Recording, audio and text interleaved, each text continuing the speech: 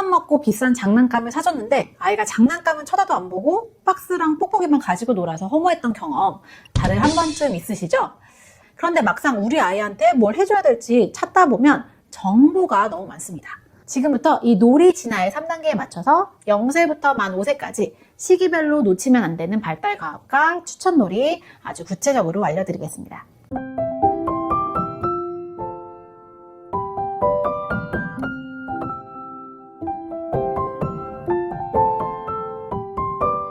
안녕하세요. 발달심리학자 요하나입니다. 큰맘 먹고 비싼 장난감을 사줬는데 아이가 장난감은 쳐다도 안 보고 박스랑 뽁뽁이만 가지고 놀아서 허무했던 경험 다들 한 번쯤 있으시죠? 하지만 발달심리학자의 눈으로 보면 이건 아주 자연스러운 현상입니다. 아이는 지금 가격표를 보는 게 아니라 본능적으로 내 발달 단계에 딱 필요한 자극을 찾고 있는 중이거든요. 그런데 막상 우리 아이한테 뭘 해줘야 될지 찾다 보면 정보가 너무 많습니다. 몬테소리, 오감놀이, 책육아 다 좋다고 하는데 이게 우리 애한테 맞는 건가 싶고 혼란스러우시죠? 지금 여러분에게 필요한 건 더 많은 정보가 아니라 내 아이의 시기에 맞는 정확한 기준입니다. 옷도 사이즈가 있듯이 놀이에도 아이의 발달 속도에 맞는 제철 놀이가 따로 있거든요. 우선 놀이에도 진화 과정이 있다는 사실부터 알고 계셔야 해요. 스위스의 저명한 심리학자 장 피아제는 영유아들의 놀이가 인지 발달에 따라서 진화한다고 했습니다. 크게 보면 연습놀이에서 상징놀이로 넘어가는 과정인데요. 저는 오늘 부모님들의 쉬운 이해를 위해서 0에서 2세의 긴 연습놀이 기간을 다시 2단계로 쪼개서 설명을 드리려고 합니다. 놀이는 처음에는 보고 만지는 감각 운동 놀이에서 물건의 쓰임새와 기능을 익히는 기능놀이로, 그리고 마침내 보이지 않는 것을 상상하는 상징놀이로 나아갑니다. 이 순서를 무시하고 아직 감각 단계인 아이에게 복잡한 상징 장난감을 주면 아이는 별 흥미를 못 느끼는 거죠. 지금부터 이 놀이 진화의 3단계에 맞춰서 0세부터 만 5세까지 시기별로 놓치면 안 되는 발달 과학과 추천 놀이 아주 구체적으로 알려드리겠습니다.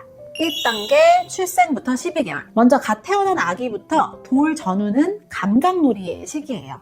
이 시기에 아이들의 뇌는 세상의 모든 정보를 오감으로 받아들입니다. 이건 딱딱하네, 여긴 엄마 살냄새가 나네, 흔드니까 소리가 나네, 이렇게 오감을 통해서 세상을 배우는 거죠. 이 시기의 또 다른 핵심 미션은 애착 형성입니다. 아이는 지금 이 세상이 안전한 곳인가를 양육자와의 관계로 확인하고 싶어해요. 이때 가장 좋은 장난감이 뭘까요? 비싼 전집일까요? 아닙니다. 바로 부모님의 몸과 목소리입니다. 가장 강력 추천하는 놀이는 까꿍놀이입니다. 이게 단순해 보여도 엄청난 과학이 숨어 있어요. 엄마가 손으로 얼굴을 가려도 사라진 게 아니라 뒤에 있다는 것, 즉 대상 영속성을 배우는 최고의 인지놀이입니다. 또 하나는 스킨십 놀이예요. 로션을 발라주면서 쭉쭉 다리가 길어지네 하면서 마사지를 해주거나 배에 입을 대고 푸 소리를 한번 내보세요. 피부의 감각 자극은 뇌발달과 직결되고 부모와의 스킨십으로 애착도 형성할 수 있습니다. 앞서 1부에서 말씀드린 주고받기 개념을 이 시기에도 적용을 할 수가 있어요. 아이가 내는 소리, 옹알이, 몸짓, 표정에 부모가 반응을 해주는 겁니다. 아이의 소리를 그대로 따라한다던가, 아 그랬구나 라고 대꾸를 해준다던가 이렇게요. 또 아이가 못 알아듣는 것 같아도 기저귀를 갈면서 옷을 갈아입혀주면서 자꾸 말을 걸어주세요. 이런 상호작용을 통해서 아이들의 언어가 발달하게 됩니다. 이 시기에는 뭘 가르치려 하지 마세요. 눈을 맞추고 많이 만져주고 따뜻하게 반응해주는 것, 그게 바로 최고의 조기 교육입니다. 자, 2단계 12개월부터 36개월. 아이가 걷기 시작하고 말이 트이는 12개월에서 36개월입니다. 부모님들이 제일 힘들어하는 시기시죠. 다 쏟고 어지르고 내가 할 거야 라고 고집을 부리니까요. 하지만 발달심리학적인 관점에서 보면 아이는 지금 사고를 치는 게 아닙니다. 이 시기에는 기능놀이로 진화해서 이제 단순히 만지는 걸 넘어서 이 물건이 무슨 기능을 하지를 탐구하는 겁니다. 자동차는 굴러가는 것, 컵은 닫는 것, 전화기는 여보세요 하는 것이라는 걸 배우는 거죠. 그래서 이 시기 아이들은 끊임없이 물건을 조작하고 쏟고 던집니다. 사고를 치는 게 아니라 기능 실험을 통해서 세상의 법칙을 배우고 있는 거예요. 이때는 자율성을 살려주는 놀이가 필요합니다. 아이가 내가 할래 라고 자율성을 표시하면 급한 일이 있지 않는 한은 마음껏 하게 해주세요. 꼭 장난감을 가지고 놀지 않아도 됩니다. 일상의 사물을 통해서 세상을 탐색하고 인과관계를 배우고 소근육, 대근육 발달을 시킬 수가 있어요. 예를 들어서 콩이라든지 쌀이라든지 아니면 목욕할 때 물을 컵에 담았다가 쏟는 걸 무한 반복하게 해주세요. 그러면 소근육도 발달하고 원인과 결과도 배웁니다. 어지럽고 치는 게 두렵다면 아예 김장 매트 같은 걸 깔아서 여기서는 마음껏 해도 돼 라고 안전한 난장판을 허락해주세요. 요새 아이들 키우기 워낙 힘들다 보니까 돈을 들여서라도 외부 도움을 받고 싶은 게 바로 솔직한 부모님들의 심정일 겁니다. 그래서 각종 방문 수업이나 문화센터 수업 같은 도움을 많이 받으시죠.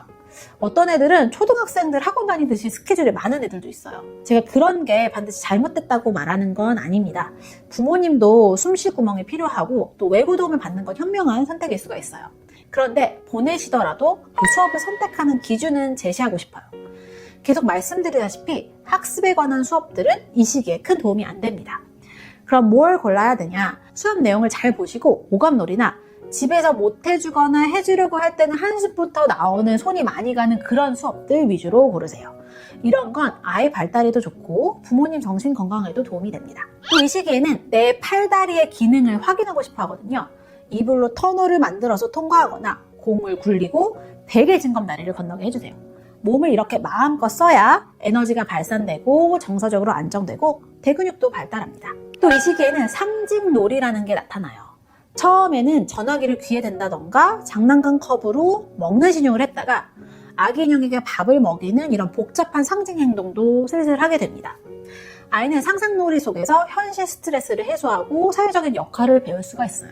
이 시기에 아이를 둔 부모님들이 꼭 기억하셔야 할 점은 이 시기에 아이가 집안을 어지르는 건 부모님을 힘들게 하려고 하는 게 아니라 지금 치열하게 세상을 공부하고 연구하는 중입니다. 안 돼, 하지마! 라는 말 대신에 안전하게 실험할 수 있도록 자, 여기서는 마음껏 해봐 라고 판을 깔아주세요. 3단계 36개월에서 60개월. 마지막으로 유치원생 시기가 되면 놀이의 최고 레벨인 상징놀이가 꽃을 피웁니다. 이게 정말 중요한 변화인데요. 이전까지는 자동차 장난감이 있어야 자동차 놀이를 했다면 이제는 빈 상자를 보고도 이거는 자동차야 라고 상상해서 말할 수 있게 됩니다.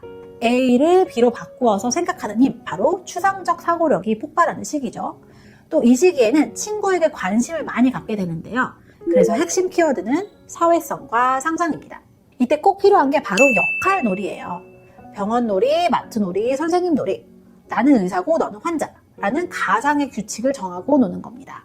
이게 왜 중요하냐면 내가 의사라면, 내가 환자라면 이렇게 타인의 입장이 되어보는 연습이기 때문이에요. 이거 전문 용어로 조망 수용 능력이라고 하는데요. 바로 사회성의 기초가 됩니다. 그리고 이제 규칙이 있는 놀이도 가능합니다.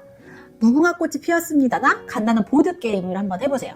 내 차례를 기다리고 규칙을 지키고 충동을 참는 연습을 놀이로 배울 수 있습니다. 또 이 시기 놀이는 사회생활의 리허설이에요. 이 시기엔 친구와 정말로 함께 노는 협동놀이라는 것이 나타나는데요. 블록으로 집을 협동해서 같이 만들기. 너는 의사, 나는 환자 이렇게 같은 목표를 놓고 협동해서 주거니 받거니 하면서 노는 거죠. 이런 놀이를 통해서 친구와 어울리는 법도 배우고요. 또 마냥 마음대로만 할 수 없으니까 자기 조절력도 기릅니다. 또 이렇게 친구랑 놀다 보면 갈등이 생길 수 있거든요. 이런 과정을 통해서 갈등 해결 방법도 기릅니다. 주의할 점이 갈등이 생기면 바로 개입하지 마시고 아이들끼리 놀이 속에서 해결책을 찾을 수 있도록 조금만 기다려주세요. 이 모든 과정이 초등학교 적응에도 도움이 됩니다. 오늘 연령별 놀이법을 알아봤는데요. 그래도 해결되지 않는 부모님의 현실적인 고민들이 있죠. 가장 많이 물어보시는 3가지를 뽑아봤습니다. 첫 번째 고민. 아이가 만 2세인데요. 놀이터에 갔는데 옆에 있는 애한테는 관심도 없고 혼자만 놀아요. 너무 걱정하지 마세요. 만 3세 전까지는 친구 옆에 있어도 각자 노는 게 정상입니다. 이거를 평행놀이라고 하는데요. 친구를 싫어하는 게 아니라 아직 함께 노는 발달 단계에 도달하지 않은 겁니다. 이때는 억지로 붙여놓지 마시고 혼자 탐색할 시간을 충분히 해주세요. 때가 되면 친구를 찾습니다. 두 번째, 특히 아들 키우는 부모님들 맨날 죽어! 빵! 하고 노는데 못하게 해야 되나요? 이런 말씀들 많이 하세요. 무조건 금지하면 아이는 그 욕구를 숨기게 됩니다. 놀이는 아이의 공격성과 스트레스를 해소하는 배출구예요. 놀이는 허용하시되 대신 안전규칙만 명확히 정해주세요. 칼싸움은 멋진데 사람이나 동물을 진짜로 때리면 안 돼. 허공이나 베개한테만 하는 거야. 이렇게요. 이것 또한 가상과 현실을 구분하는 좋은 훈련이 됩니다. 세 번째, 지는 걸 못 찾는 아이. 부모님이 아이 기죽을까봐 일부러 져주기도 하시죠. 가끔은 괜찮지만 매번 져주면 아이는 건강하게 지는 법, 좌절을 견디는 법을 못 배웁니다. 아이가 젖을 때 울면 지난 1부에서 배운 거울 화법 기억나시죠? 그걸 한번 써보세요. 아, 져서 정말 속상하구나. 이기고 싶었는데 져서 화가 났네. 그 마음을 거울처럼 비춰주시면 됩니다. 아이가 스스로 감정을 추스리고 한 번 더 해보자 라고 말할 때 진짜 성장이 일어납니다. 자, 1부와 2부에 거쳐서 놀이에 대해 이야기해봤습니다. 부모님들, 이 영상에서 배운 놀이법들을 매일 완벽하게 해주려고 너무 애쓰지 마세요. 가장 완벽한 장난감은 아이를 바라보면서 웃어주는 부모님의 얼굴, 다정한 말을 하는 부모님의 목소리입니다. 거창한 교구가 없어도 괜찮습니다.